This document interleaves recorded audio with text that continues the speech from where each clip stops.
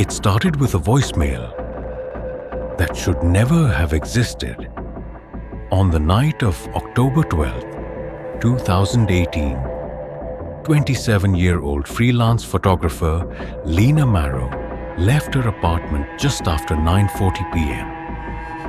She told her neighbor she was heading out to meet a client near Riverside Industrial Park, a place locals avoided after dark. That was the last confirmed sighting of her. At 11:13 p.m., Lena's phone sent a call to her younger brother, Daniel.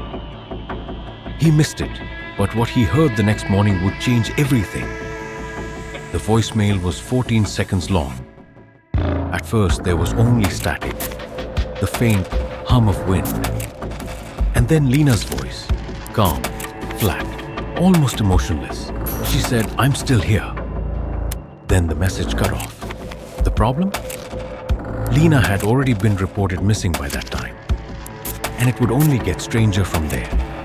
Police initially treated it as a routine missing persons case. No signs of struggle in her apartment. Her camera gear was gone, suggesting she really had gone out for work. But there was one detail investigators couldn't ignore. The call to Daniel's phone didn't come from Lena's mobile network. It came from an inactive number, a number that had been disconnected for over 6 months. Detectives traced Lena's last known location to a broken stretch of road near the industrial park. Her car was found there the next morning. Doors unlocked, keys still in the ignition. And the camera, missing. No blood, no signs of a fight, just silence. 3 days later, another call was made, this time to Lena's own phone, and somehow it connected. According to phone records, Lena's number received a 9-second incoming call at exactly 2:26 a.m. There was no caller ID, no registered origin, and no recording, but something unusual happened. Her voicemail greeting changed. Instead of her usual cheerful message, callers now heard this. A slow inhale. Then Lena's voice again. "I told you, I'm still here." At this point, the case exploded online. Users on forums began dissecting every detail. Some claimed the voice sounded slightly off, like it wasn't quite her. Others believed it was real, but controlled, forced. Then someone made a discovery. An old thread surfaced about Riverside Industrial Park.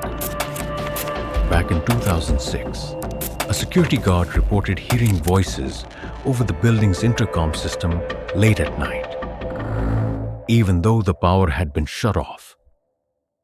He described one of the voices as repeating the same sentence over and over, like it was stuck. The report was dismissed, but now people were connecting the dots. Investigators returned to the industrial site.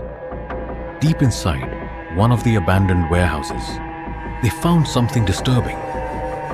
A small makeshift studio setup, old recording equipment, wires running into the walls, and dozens of audio tapes, all labeled with dates. Some recent. When police reviewed the tapes, they discovered fragments of recordings, breathing, footsteps, static, and voices, multiple voices. But one stood out, Lena's, repeating the same line, again and again and again. "I'm still here." But the most chilling part? Some of the recordings were dated after Lena had disappeared.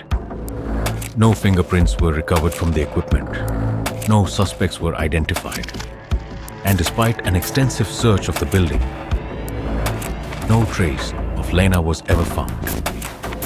The case remains unsolved. The number that called Daniel has never been reactivated.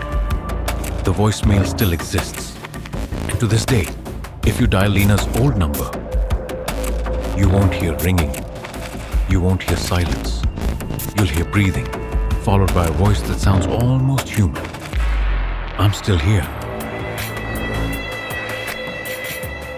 Do you think the voice was really hers?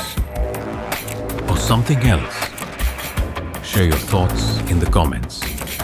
And don't forget to subscribe for more unsolved mysteries.